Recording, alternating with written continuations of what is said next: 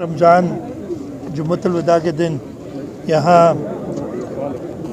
कुनरी तालके में नवाब मोहम्मद यूसुफ टालपुर के 40वें के सिलसिले में आए हैं। अल्लाह ताला नवाब मोहम्मद यूसुफ टालपुर को जन्नत में आला मकाम दें। नवाब साहब की जो खिदमात हैं इस इलाके के लिए, पाकिस्तान पीपल्स पार्टी के लिए, नवाब साहब को मैं पहली बार 1977 में जब वो सूबाई असम्बली के मेंबर मुंतखब हुए थे मेरे वालिद साहब के साथ, उस वक्त से जानता हूँ एक बड़े के तौर पे। वो हमेशा मेरे साथ बहुत ज़्यादा शफ़क़त से पेश आए। जब मैं पहली मरतबा 2002 में सूबाई असम्बली का मेंबर बना, उन्होंने मुझे सियासत में गाइड किया और मैं उन्हें अपने बड़े की तरीके से हमेशा याद करूँगा।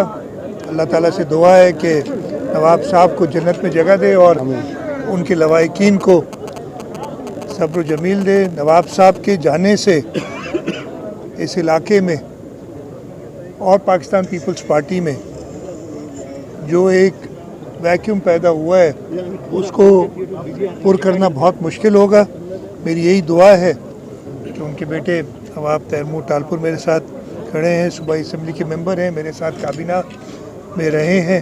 अल्लाह ताला उनको हिम्मत दे, उनके पूरे ख़ानदान को हिम्मत दे कि वो नवाब मोहम्मद यूसुफ टालपुर का खिदमत का जज्बा जो इस इलाके के लिए है उसको जारी रखें। मैं दुआ करता हूँ कि उनको अल्लाह ताला ये ताकत दे, हिदायत दे, और जिस तरीके से नवाब साहब का साथ इस इलाके के लोगों ने दिया था, मेरी यही दरख्वास्त होगी उसी तरीके से इलाके के लोग पीपल्स पार्टी के नुमाइंदों के साथ वैसे ही अपना ताल्लुक़ रखें और इंशाअल्लाह ताला पाकिस्तान पीपल्स पार्टी और उसके नुमाइंदे नवाब साहब के जाने के बाद इस इलाके के लोगों को नहीं छोड़ेंगे और उनकी जो खिदमात हैं उनको इंशाअल्लाह ताला और आगे बढ़ाएंगे। सर, 4 अप्रैल को पीपल्स पार्टी की जानिब से जलसा हो रहा है गड़ी खुदा बख्श, वहाँ पर कोई बड़ा ऐलान हो सकता है वफाकी हुकूमत? देखिए, हमेशा 4 तारीख शहीद मैं ये पहले जवाब दे दूँ, आपका जवाब भी दे दूँगा। मेरे भाई, 4 तारीख हमारे लिए बहुत ही अहमियत का हामिल होता है। 4 तारीख को हमारे बानी चेयरमैन शहीद ज़ुल्फ़िकार अली भुट्टो की शहादत का दिन है। 4 तारीख को एक डिक्टेटर ने एशिया की बल्कि दुनिया की एक अजीम हस्ती को, एक सियासतदान को अपने लोगों से जुदा किया था। और हमेशा 4 तारीख को, चाहे शहीद मोहतरमा बेनज़ीर भुट्टो जब आती थी, चाहे आसिफ अली ज़रदारी साहब आते हैं, बिलावल भुट्टो ज़रदारी साहब आते हैं, ज़रूर अपना प्रोग्राम देते हैं।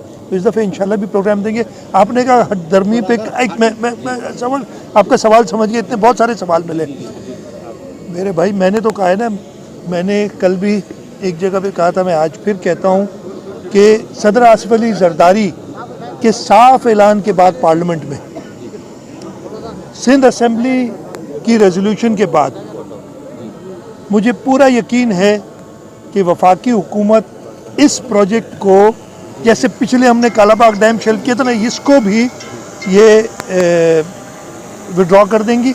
और हमारी वफाक से यही डिमांड है और डिमांड पूरी होगी। हमारा एक पाकिस्तान पीपल्स पार्टी अपने अवाम की ताकत की वजह से, गुलिस्तान में कोई कनाल नहीं बन रहे अभी। हाँ, एक मैं ख़त्म कर लूँ ना, मेरी बात सुनने जवाब ना दिए इतने। हाँ, इरादा ज़रूर है, पंजाब हुकूमत का एक प्लान है। वैसे तो प्लान कालाबाग डैम का भी था, लेकिन आपने देखा कि सिंध के लोगों की आवाज़ बन के जब मोहतरमा शहीद बेनज़ीर भुट्टो आई तो बड़े बड़े डिक्टेटर वो कालाबाग डैम नहीं बना सके। इस तरीके से वो प्रोग्राम है। लेकिन कोई भी ऐसा मंसूबा जो सिंध के हुकूक पे डाका डालेगा, उसको पाकिस्तान पीपल्स पार्टी या उसकी लीडरशिप कभी भी कामयाब होने नहीं देगी। और आपने देखा, बहुत सारी बातें हुई, बहुत प्रोपेगेंडा हुआ, लेकिन सदर आसिफ अली ज़रदारी ने असम्बली के अंदर जॉइंट पार्लियामेंट में, जहाँ पे वज़ीर आज़म भी मौजूद थे, जहाँ पे हर जमात के लोग मौजूद थे, उस पे उन्होंने ऐलान किया कि सूबों को इस पे इख्तलाफ है और मैं इसको सपोर्ट नहीं कर सकता। इधर अफवाहें उड़ा रहे हैं, प्रोपेगेंडा कर रहे हैं कि जी सदर ने तो इसको अप्रूव कर दिया। सदर पाकिस्तान किसी मंसूबे को अप्रूव नहीं करते। आपको पता है बहुत सारे मंसूबे इधर उमरकोट में भी मंसूबे हुए होंगे, कभी आपने सुना है कि सदर ने मंसूबा अप्रूव किया है?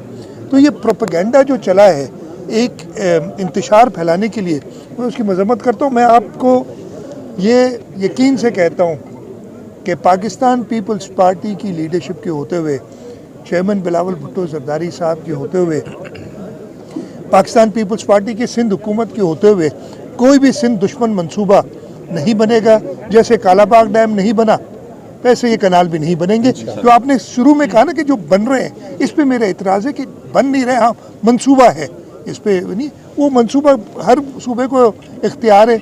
अच्छा, उस अपने सूबे ने भी उस मंसूबे के लिए पैसे ही नहीं रखे।